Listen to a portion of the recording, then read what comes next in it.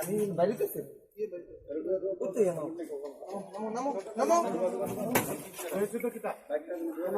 বিয়া বাড়ির লোক সব ভিতরে ঢুকবো ইটাই হার মতো গেছি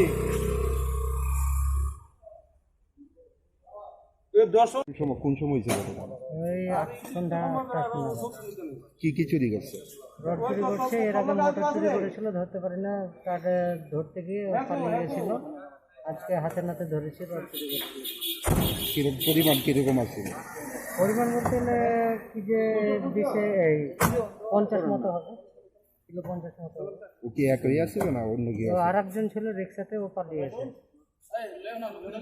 নাম টাম জানতে পারছেন কিছু? না, নামটা আমি কিছু জানতে পারি নামটা মানে ও স্বীকার করছিল না, পরে স্বীকার করলো, তারপরে পুলিশ টাকা হলো, এসে একটু এইমাত্র নিয়ে গেল। আপনি যে বললেন এর আগে চুরি হয়েছে, এর আগে চুরি হয়েছে, এর আগে পুলিশ থানায় দেওয়া হয়েছিল। তারপরে কি চুরি হয়েছে? রড চুরি হয়েছিল, তারপরে আপনার মোটর চুরি হয়েছিল, মোটরটা ওটা মানে ধরতে পারিনি, পালিয়ে গেছিল। তারপরে যে আজকে আপনার হাতে নাতে ধরলাম 1টা নাগাদ। কি মনে হয় আগের চুরির ঘটনার সঙ্গে হে কি জড়িত থাকতে পারে? যত সম্ভব হতে পারে, নাহলে সাহস উপায় কি করে আর যে মানে ভাগ্য এসে হেরে আটকেতে পারছেন না না কি এর কাজ চলছে? মানে দিলদুবের কাজ। কি নাম মালিকের? মালিকের নামটা তো আমার কাছে আছে না, সুমন দাস। এদিকে ফ্ল্যাট তৈরি আছে। হ্যাঁ। আপনার নাম কি? আমার नाम है नाइमुल भट्टर। কি करें এখানে?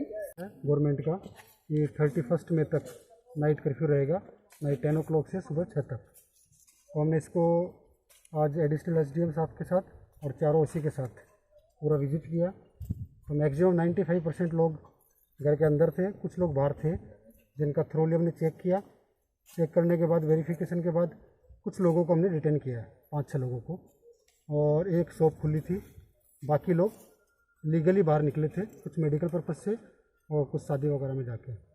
बाकी हम इसको अच्छे से इम्प्लीमेंट कर रहे हैं, और आपके माध्यम से भी मैं लोगों को कहना चाहता हूँ कि अच्छे से पुलिस का और प्रशासन का साथ दें और घरों के अंदर रहिए।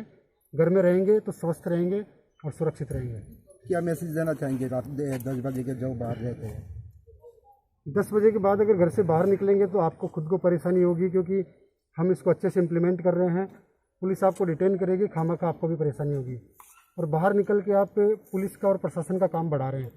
हम इसको अच्छे से इम्प्लीमेंट करना चाहते हैं ताकि त्रिपुरा में जो एक कोरोना का पीक आ रहा है वो लेट आए, जितना डिले हो सके वो हो, और लोग अपने सुरक्षित रह सकें। तो आप लोग भी अगर हमारा सहयोग देंगे तो त्रिपुरा बहुत अच्छे से कोरोना से सुरक्षित रहेगा। सर, आज नाइट कर्फ्यू का 9वां दिन है, अभी तक नाइट कर्फ्यू का कितना इम्प्लीमेंटेशन मतलब हुआ है?